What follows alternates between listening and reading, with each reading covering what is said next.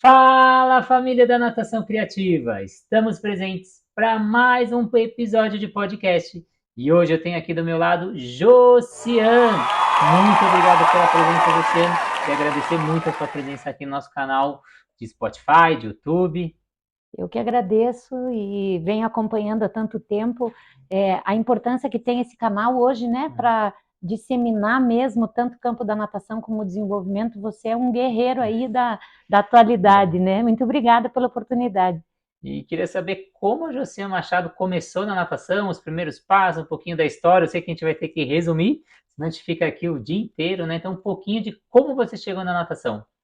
Então, eu acho que a natação na realidade, a natação sempre fez parte um pouco da minha história de vida, porque eu sou filha de recordista de natação paranaense, né? Então, quando não se falava ainda de natação para bebês aqui no sul, né? Eu sou de Curitiba, o meu pai me ensinou a nadar no rio, mas ele foi um professor de natação, dos primeiros professores de natação. Então, o meio aquático acabou sendo um universo que sempre permeou a minha vida como um prazer. E aí eu fui para natação esportiva e fui competir muito tempo e caí nas mãos de um excelente, grande amigo e técnico de natação e um renomado profissional na área, que é o Célio Amaral, e através dele acabei começando a trabalhar com a natação numa época registrada, então isso foi uma coisa muito legal, que acabei entrando na área com 14 anos de idade, eu já estava trabalhando como assistente,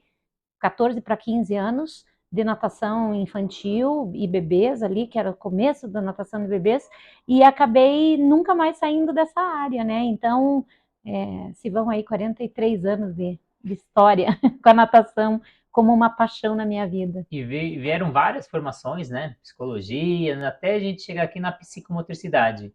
Como que você sentiu essa necessidade, ou como quando você iniciou as aulas, você sabia que estímulo dar, o que fazer, ou foi surgindo natural essa busca? Eu acho que o processo foi muito natural no sentido de que eu entendo que a gente habita um tempo histórico na nossa vida, né?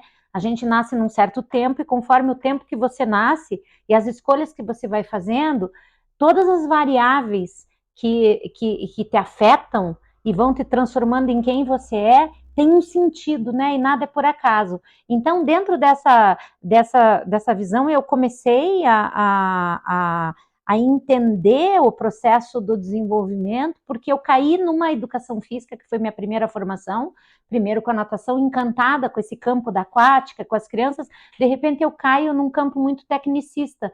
E dali para frente, eu não era aquilo que eu queria a criança, eu queria o bebê, eu queria o desenvolvimento, o olhar sobre a família, todo um olhar sempre eu fui muito rodeada de crianças, né? Mesmo na época, minha mãe foi professora, minha família toda era de professores, então eu dentro da escola eu preferia ficar com as crianças do que ficar no pátio brincando, então era algo que já vinha um pouco nesse desejo e acabei caindo, vamos dizer assim, nesse universo, acho que influenciado por é, uma eu não estava satisfeita com a natação da forma com que eu enxergava que ela estava sendo aplicada e nem sabia que eu estava fazendo isso. E acabei caindo com um grande influenciador e acabei me tornando, vamos dizer assim, uma professora dentro do campo da natação, na época, tentando fazer a diferença, um pouco divergente aí com os bebês que não existiam, com a criança, com o desenvolvimento, tentando fazer a diferença. Eu acho que isso tem a ver porque nasci nesse tempo. E durante esse tempo, você percebeu que foi você que teve essa, vamos dizer, essa busca, você sofreu, você falou, queria algo mais, ou você viu outros profissionais e você viu isso como uma tendência da natação, e hoje essa tendência buscando a área da psicologia, a área da psicoterapia, a área dos pedagogos, a motricidade, psicomotricidade, você acha que isso foi só você ou foi o mercado que Eu acho que começou? as duas coisas aconteceram meio juntas, né? Eu não entendo que a inquietude te leva a buscar o que você talvez não queira, porque aquilo não faz sentido. E a partir disso, eu tive grandes formadores. Esses formadores me trouxeram os estudos, os livros, né? Os autores, os profissionais de renome. E como eu tenho uma característica, acho que foi muito bem estimulada pela minha mãe nesse sentido, eu devo a ela isso, hoje ela tem 82 anos, mas ainda continua sendo minha inspiração, de que eu sempre fui muito estudiosa, ela me deu bons estudos. E nesses estudos, uma das coisas que eu acho que eu carreguei de legado é que as boas experiências, os grandes profissionais, eles têm muito a nos dizer, e quando eles nos dizem, eles nos dão o caminho. Cabe a você correr atrás. E eu fui aos clássicos, aos autores, porque eu comecei a entender que aquela forma de natação não atingia o interesse nós estávamos com uma eclosão da natação infantil, era o comecinho da natação de bebês, então quando eu comecei, por exemplo, com a natação de bebês, a gente chegou a ter uma piscina com 300 bebês, numa época que era a maioria filhos de pediatras, né? Mas o campo da medicina entendendo de que a natação era importante para a saúde, para o desenvolvimento. Então, foi uma conjunção, vamos dizer assim, de influenciadores científicos e um pouco dessa minha inquietude, mas de forma estudiosa, vamos dizer assim, somada ao tempo que isso aconteceu, que gerou essa transformação, porque o mercado estava realmente em transformação. Estávamos, estava começando a preocupação na década de 80, não mais só com a natação competitiva, mas e sim com a natação infantil propriamente dita, em que a natação também não era só para competir, só para ter atletas, né, de alto nível, e sim que ela promovia alguma coisa a mais, mas vinha muito de fora essa influência ainda, né? E você comentou que você foi atrás de formadores, professores, teorias, e hoje você vê o mercado indo atrás de você, né? Você virando essa referência aí no mercado, e você queria até uma pós-graduação, queria que você falasse dessa formação, que você começa a construir aí esses pilares, e como você consegue trazer essa psicomotricidade, seja para a terra, seja para a água, seja a junção terra-água. Então, nossa, que desafio.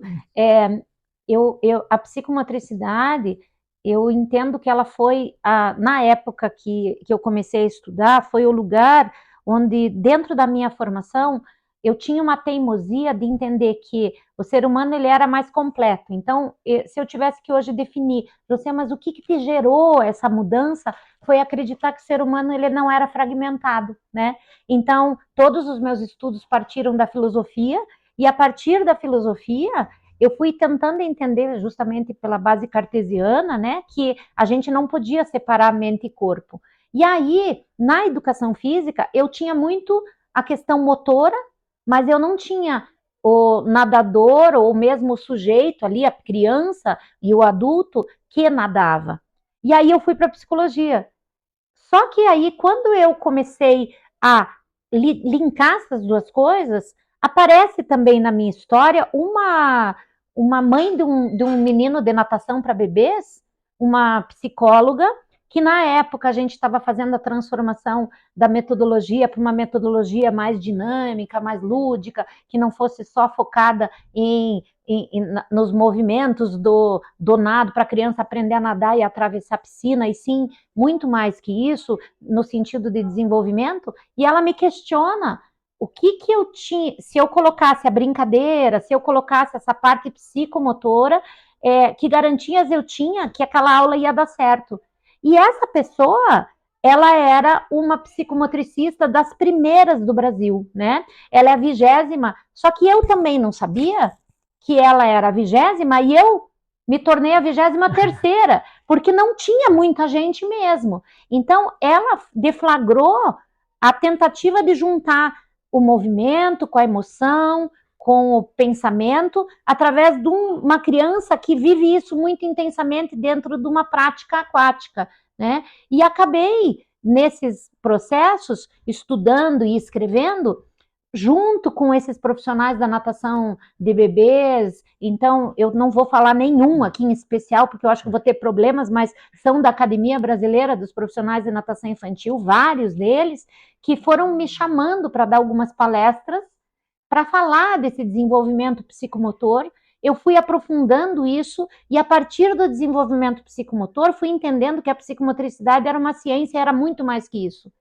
E dessa formação dessa psicomotricidade, eu já trabalhava na água. E aí fui fazendo a junção da aplicação da psicomotricidade na água até que ela se tornou psicomotricidade aquática, enquanto uma perspectiva hoje uma abordagem específica da área da psicomotricidade, né, que é dentro do meio aquático. Então isso acabou acontecendo muito interligado com a experiência e com as inquietudes das pessoas que diziam, nossa, mas entrar na água é muito mais do que somente nadar. Entrar na água me deixa muito mais feliz. E o que eu faço aqui, eu carrego para a minha vida. Os pais mais felizes, as crianças mais felizes, os que precisavam de ajuda vindo para isso também. Então, essa correlação acabou me colocando, vamos dizer assim, até numa ambivalência, porque eu tenho no meu coração a educação física e acabei trabalhando muito pela psicomotricidade, que hoje é uma profissão, mas não foi uma escolha, foi um acontecimento ao longo de um processo que hoje a gente tem uma formação e a psicomotricidade, desde agora de janeiro de 2023, ela é profissão, né? Então, acabo ganhando esse presente de hoje ser uma profissional de educação física, uma profissional da psicologia e agora uma psicomotricista como profissão, como mais uma profissão, mas agora e aí que eu entro como uma formadora dentro dessa área. Você falou muito dessa conexão do corpo com a mente.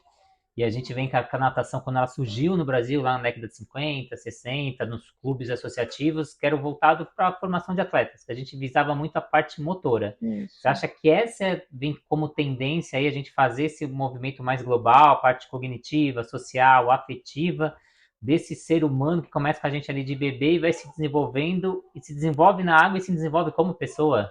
Eu penso que esse é o grande questão. E aí, para conseguir entender por que essa separação acontecia, eu fui lá para o estudo na educação. Fui para o mestrado em educação, na área de práticas pedagógicas, elementos articuladores, para tentar entender as tendências pedagógicas que a educação física trazia, qual era a tendência pedagógica que foi muito forte na minha formação na educação física, Celi Tafarel, Lino, Macedo e uma série de profissionais que trabalhavam com as tendências progressistas dentro da educação física, que eu teoricamente fui tentar localizar onde que se encaixava essa psicomotricidade que tanto a saúde trabalhava, que tanto a psicologia trazia, mas que a educação física tinha ela como uma pequena ferramenta para desenvolver a coordenação, uma pequena ferramenta para desenvolver a lateralidade e o equilíbrio.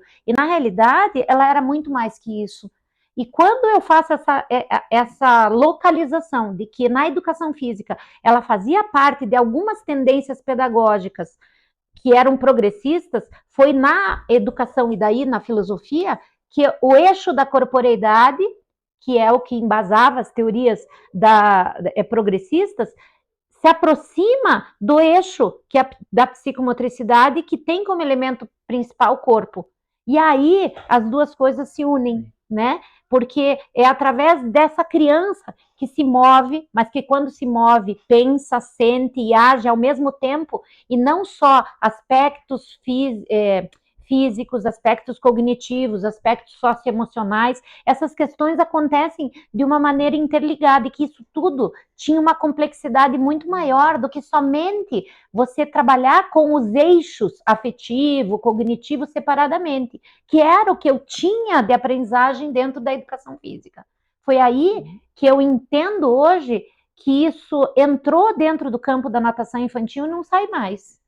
E que você falou como é complexo, né? Então a gente trabalhando essa lateralidade, trabalhar a parte de sensação que você fala tanto, e a psicomotricidade, entre aspas, parece que pegou no gosto dos professores, mas você sente ainda que poucos entendem o que é psicomotricidade, que às vezes está muito focado, eu faço esse circuito, eu pego um tecido, eu trabalho sensibilidade dentro da água, que a psicomotricidade é muito mais do que aquilo, e falta um aprofundamento, assim como a parte lúdica, que a gente fala do brincar, e aí também o pessoal acha que é só jogar os brinquedos dentro da piscina que a gente está brincando, né? E o brincar é a ação, né? tem que executar, é o brincar livre. Então, como você enxerga essa psicomotricidade que você vem trazendo e vê, às vezes, o cenário não é bem esse? Exatamente, eu acho que você traz um exemplo muito Hum, rico e uma hum, sumidade também na área dos jogos, você fala muito disso, né? O lúdico, né? A gente pode fazer uma comparação hum, com a psicomotricidade, eu acho que nesse campo. A partir do momento que a natação infantil ela passa a ser interessante para o mercado, porque a gente está falando de um mercado de trabalho.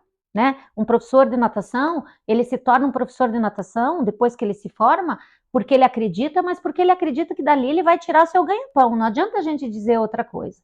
Agora, um bom professor de natação, se ele não tem esses conhecimentos, ele não vai conseguir ser um bom professor de natação, nem do lúdico, nem desse eixo psicomotor. Porém, para chegar na profundidade que isso representa, é preciso ele entender de que não é somente uma aplicação como se fosse de fora para dentro, de práticas, de um joguinho, de uma atividade que você põe lá um tempinho livre para a criança e acha que você está promovendo o lúdico na criança. Ou você trabalhar com a lateralidade, você botar um exercício e uma atividade aplicada que você vai estar fazendo o desenvolvimento. É preciso que a gente volte sim. todo o processo e diga assim: puxa, eu sou um professor de natação, mas quem eu sou como profissional de natação? Eu sou um educador?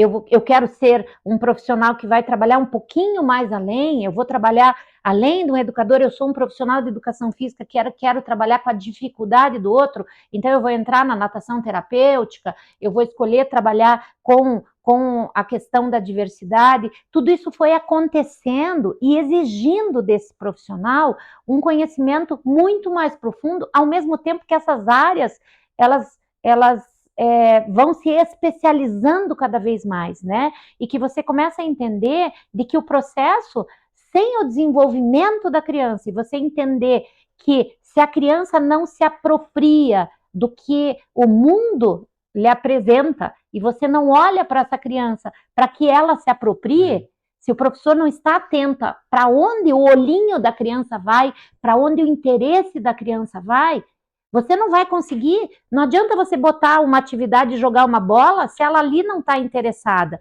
Não adianta você fazer uma atividade de lateralidade se ela ali não está interessada. Então, não é somente uma aplicação de uma atividade psicomotora, mas e sim quem aplica e como você aplica isso. Porque se você não olha para quem está dentro da piscina e está usufruindo disso, talvez você não consiga Hum. chegar na aprendizagem propriamente dita. Então, o olhar psicomotor acabou trazendo para mim essa profundidade nesse processo do aprender dessa criança, que tem um nível de organização, que ela passa por etapas de organização psicomotora à medida que ela é respeitada, se ela é um bebê, ela é respeitada numa etapa do desenvolvimento, se ela é uma criança, se ela é um adolescente ou se ela é um adulto.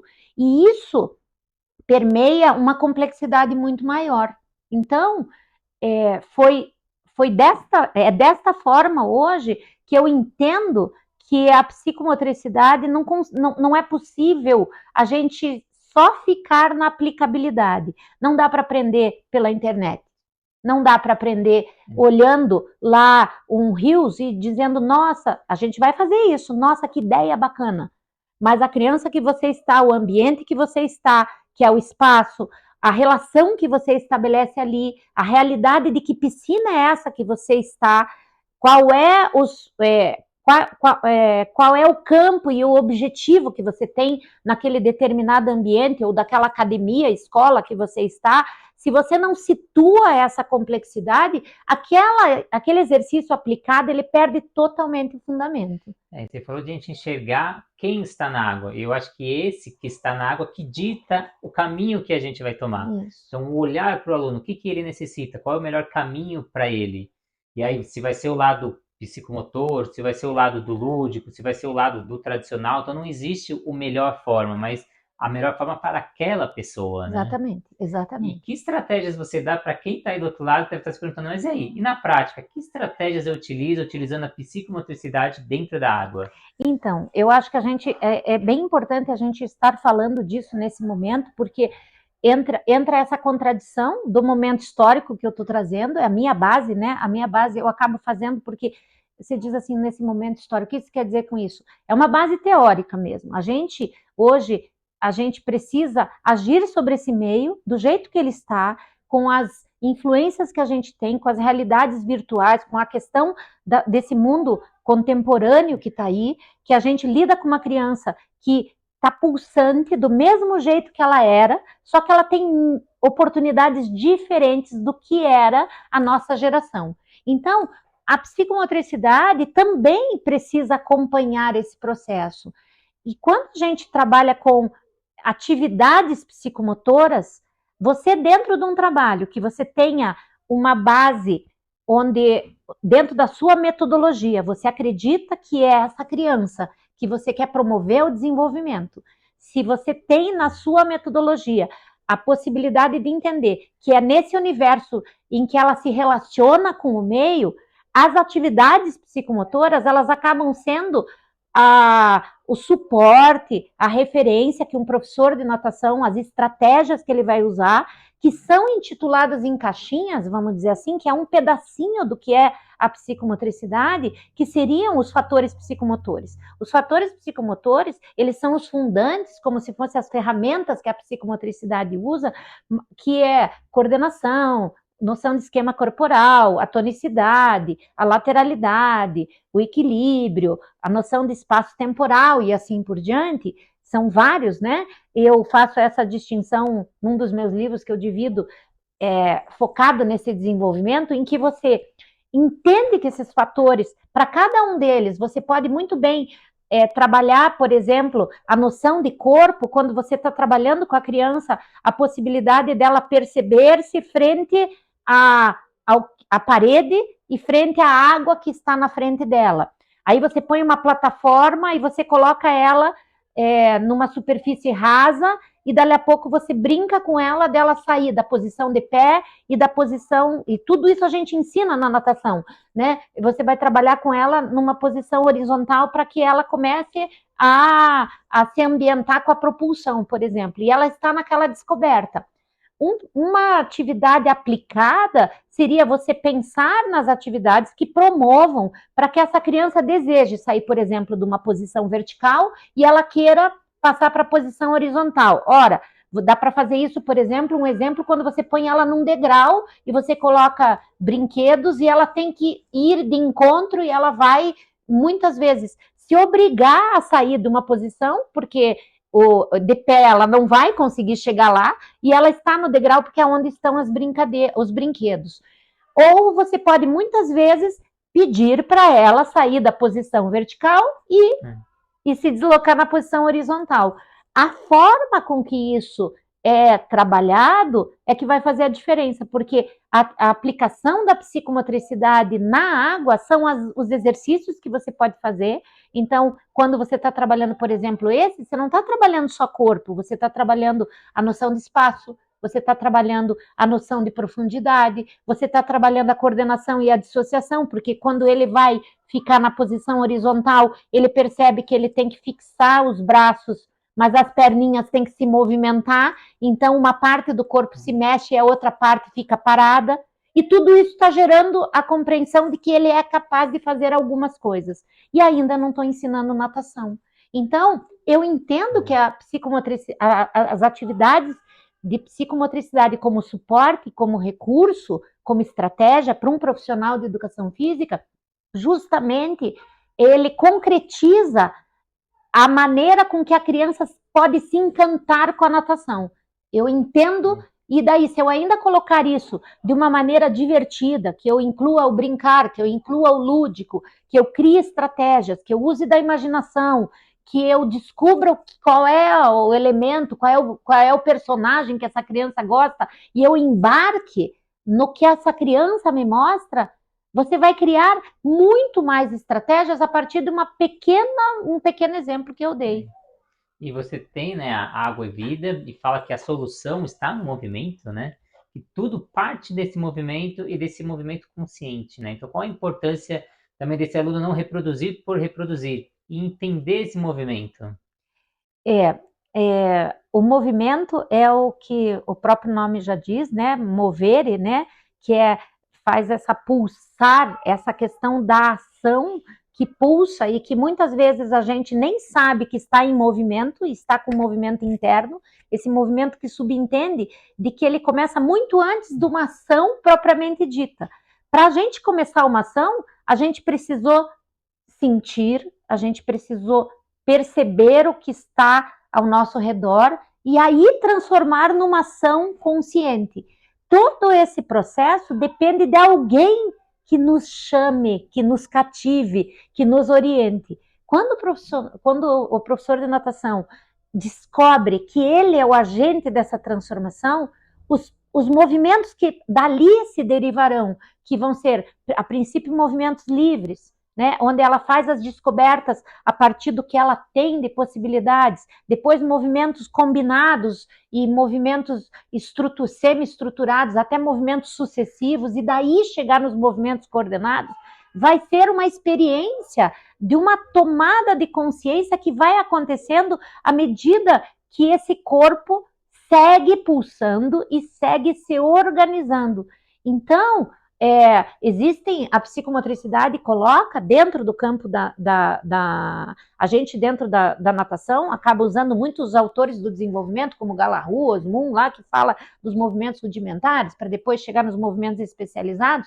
A psicomotricidade já diz assim, que você precisa ter o corpo como um todo, para depois você entender as suas partes. E se a gente parar para pensar, o corpo como um todo é um movimento rudimentar. São os movimentos sensórios motores, são as descobertas. A diferença é que tem um olhar diferente porque ele vem de uma outra área do conhecimento que hoje é uma profissão. Mas o movimento ele está presente e é o que faz gerar essa transformação. Quando entra na piscina, a gente pode trabalhar com a piscina rasa, com a piscina funda, a gente pode trabalhar com as progressões de velocidade, todas essas descobertas vão gerando como se fosse não só um termômetro, mas uma graduação que a gente faz como um vocabulário corporal, em que você começa a entender o que significa ser um movimento veloz, o que significa ser um movimento forte, o que quer dizer o fraco, mas que se a gente faz de fora para dentro, o professor ensinando essas coisas, e daí ele diz que isso se chama lá, um movimento alternado, chama crawl, ele diz que se ele está na posição de decúbito dorsal é costas, se ele diz que os movimentos simultâneos podem ser borboleta, isso é uma consequência do que essa criança, enquanto se move, percebe que ela ganha a possibilidade de se deslocar. O deslocamento, ele é uma consequência do movimento. E quem está aí do outro lado, acho que está aí perguntando, mas e aí, onde eu consigo embasar? Onde eu consigo criar esses porquês de cada ação, de cada estratégia com o meu aluno? Onde esse professor acha mais informação? Onde ele acha uma formação? Porque, como você disse, está surgindo, a gente não tem uma graduação ainda em psicomotricidade, mas já estão surgindo os cursos de extensão, pós-graduação. Como esse profissional vai atrás dessa informação? Onde ele acha? Então, a gente está num processo assim, até o final do ano de 2022, a gente tinha profissionais de educação física que faziam a especialização ou escolhiam fazer uma formação profissional. Por quê? Dentro da psicomotricidade, para ser psicomotricista, a diferença é que você não pode ser psicomotricista apenas com conteúdos teóricos, conteúdos práticos aplicados, e isso te torna um psicomotricista. Exige-se, para que se entenda toda essa complexidade, que se coloque a questão da formação corporal, que você tem que entender no seu próprio corpo isso, o que significa essa organização, como é que isso acontece, e a questão da supervisão a partir da sua própria prática, você sendo o profissional psicomotricista que atua.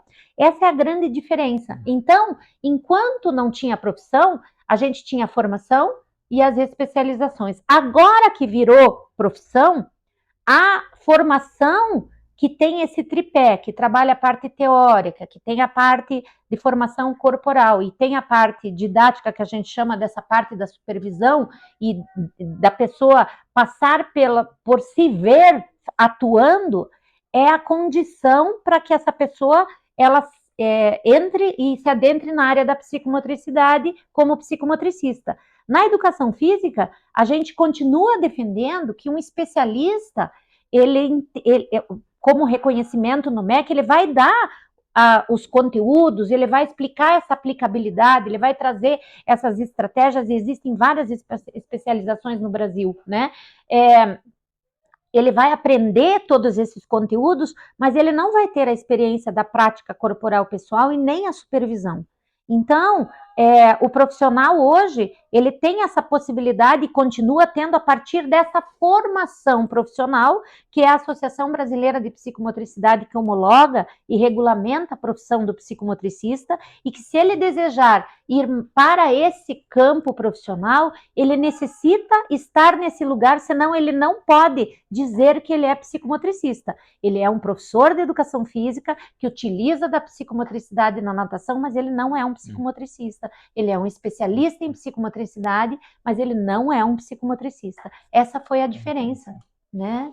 E quais são os próximos projetos, os próximos planos, né? Hoje a gente está aqui na Água e Vida, um local maravilhoso, né? Que inclui essa parte terrestre com a parte aquática, dá aquela sensação que eu estou na casa da avó, aquele acolhimento que os alunos recebem.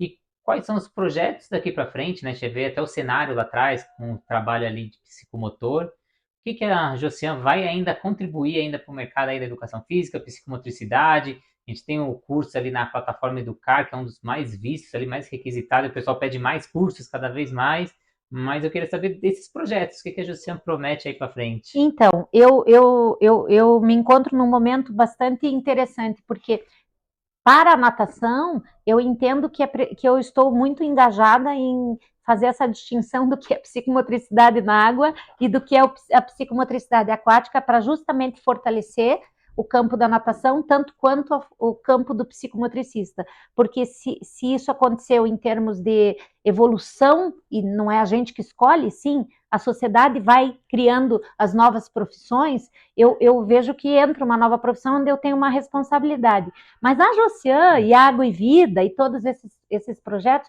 vêm se encantando em trabalhar com esse universo em que a criança hoje necessita ganhar espaços psicomotores e oportunidades psicomotoras que vão muito além das práticas isoladas. Então, eu venho me envolvendo muito hoje com o campo da arte, através de algumas parcerias que a gente vem fazendo. Então, há pouco tempo atrás, a gente se envolveu com uma produtora chamada Montenegro Produções, e fizemos agora um projeto, um espetáculo, vai sair em setembro, um espetáculo maravilhoso que chama Ópera das Cores, onde as crianças revivem a possibilidade do universo dos sons e dos ritmos, e também o campo dos sentidos, né? Onde poder explorar de que esse mundo está aí para ser de novo reapropriado por uma criança que precisa, por uma família que quer se relacionar, e que quanto mais ela sentir essa necessidade, em consequência, mais ela vai para a piscina também. Porque a piscina, ela é um dos meios de prazer, de conquista, mas não é o único. Se essas famílias, se essa sociedade não entende que é em todo lugar que a gente tem que ser um sujeito psicomotor, a gente não vai conseguir fazer a transformação. Então, eu estou num momento em que eu venho me envolvendo com projetos para além da piscina e também na piscina, colocando esse elemento água como um dos principais elementos da natureza, que traz a possibilidade de concretização, porque toca, porque a água toca, porque nos envolve, porque nos faz desejar. É impossível não gostar de uma água boa, mas a gente tem que ter uma água boa e professores bons para isso. Fora isso, isso pode acontecer fora da água também, né? através de experiências, através das descobertas, onde o brincar, onde as famílias possam mais se encontrar. Então eu venho me envolvendo tanto nos meus escritos, como também nos projetos que eu venho me envolvendo, para fazer que, vamos dizer assim, para tentar transformar o que a gente sonha, teoriza em realidade, nem que seja às vezes uma pequena amostra no seu pequeno cantinho, mas que você está fazendo a transformação e isso vai se transformando em redes, essas pequenas redes vão se transformando. Eu creio muito nessa transformação, onde você é o agente de transformação e que nem tem noção do legado que você pode deixar. E é só você que é responsável por isso, se você fizer sério, né? E você tocou num tema muito importante, que foi até tema do INAT esse ano, que é a integração da família. Isso. Então, como se integrar essa família no processo de ensino-aprendizado. Enquanto a gente está fazendo esse podcast, a gente está ouvindo várias risadas, do público que você atende aqui, e essa união, né? Essa sensação gostosa, essa risada, então esse acolhimento. Como você deixa aí de estratégias para o professor conseguir fazer isso, né? Conseguir integrar essa família nesse processo que hoje é importante. Porque se a família não participa, não vai longe esse aprendizado. Eu veio na minha cabeça a única conselho que eu dou: seja teimoso. Seja teimoso. Ou seja, acredite que essa transformação é possível. Eu não consigo conceber que a gente trabalhe só com o filho daquela família. Então, aqui na Agroevida, os pais entram e saem livremente. E não é para entrar e sair para ver o que está acontecendo. E sim, porque se ele chegar, e é o que está acontecendo agora, ele vai ser chamado para uma brincadeira, né? Ele vai ser convidado a participar. E o único jeito da gente aproximar as famílias é a gente desejando que elas estejam. Então, quando eu falo de ser teimoso, é que às vezes as estruturas estão tão cristalizadas, e a gente acabou de passar por uma questão pós-pandemia, né? Que agora a gente já pode dizer isso, né? Mas que transformações e que faltas são essas, e que muitas vezes a necessidade acaba ganhando vamos dizer assim, a condição daquela estrutura, mas por trás daquela necessidade tem toda uma falta que não está sendo colocada, de uma família que quer ter pequenos encontros. Então, seja teimoso de, às vezes, transformar aquele pequeno tempo em grandes oportunidades, de transformar aquela pequena ação em grandes conhecimentos e se fazer presente e necessário, porque tudo aquilo que a gente gosta, a gente volta. E que se a gente volta, a gente constrói. E se a gente não desiste e acredita, isso acontece. E a família, ela só está esperando isso. Às vezes, está muito mais fácil ter a família por perto, né? Eles querem ser vistos como quem está tentando acertar. Porque senão ele não teria vindo, ele não estaria investindo no seu filho. Mas não é algo fora, é junto. Estamos juntos nessa caminhada. Então eu trago muito acolhimento, por isso que eu digo, seja teimoso, acolha, chame, se coloque presente. A transformação da família vai acontecer. É assim que eu entendo na minha teimosia. Eu acho que qualquer um, né, qualquer ser, a gente vai envelhecendo e as lembranças marcantes que ficam são as da família, né? Então esses contatos, esses momentos juntos, esse momento de compartilhamento, você trazer essa família para dentro desse aprendizado fica muito mais rico e muito mais eficiente, né? Queria agradecer muito a sua presença, Josiane, agradecer muito esse podcast, reservar um tempinho para a Natação Criativa que teve aqui em Curitiba, nessa volta aqui por Curitiba, entrevistando grandes profissionais aqui da área, alguns ficam de fora, que a agenda não bate, mas a gente tenta aí trazer a informação para quem está do outro lado ali, que pede tanto, pede os cursos da Josiane, pede bate-papo com a Josiane, então tá aí. Quem não segue os canais da Natação Criativa, sigam. A Josiane vai deixar agora os canais dela, o canal aqui da Academia Água e Vida. Deixa os seus canais aí para quem quer pouquinho mais. Dentro do Instagram e do Facebook, chama @Água e Vida Psicomotricidade. E o meu canal direto é o meu nome, né? Josiane Machado Bueno. Vocês me acham também no Instagram e também no Facebook, aonde nas redes, no LinkedIn também, a mesma coisa. Então, a gente está aí para poder compartilhar e tem os meus livros. Então, quando vocês forem procurar da onde isso construiu, tem uma produção que segue, eu continuo seguindo, e aí vocês não procurem a Josiane, vocês não esqueçam, procurem a Bueno. Então, muito obrigado. Sigam os canais, deixe aqui no comentário se você tem alguma dúvida, que a gente manda para a Josiane responder. E queria agradecer muito você que acompanha o nosso canal, pelo YouTube, pelo Spotify. Você faz essa conversa sempre acontecer aí quando vocês ficam mandando mensagem, solicitando, curtindo. E a gente vê que esse projeto aí está crescendo. Muito obrigado e muito obrigado mais uma vez, Josiane. Obrigada e olha, parabéns pela iniciativa e esse canal ainda tem muito a nos contribuir. Obrigada. Obrigado.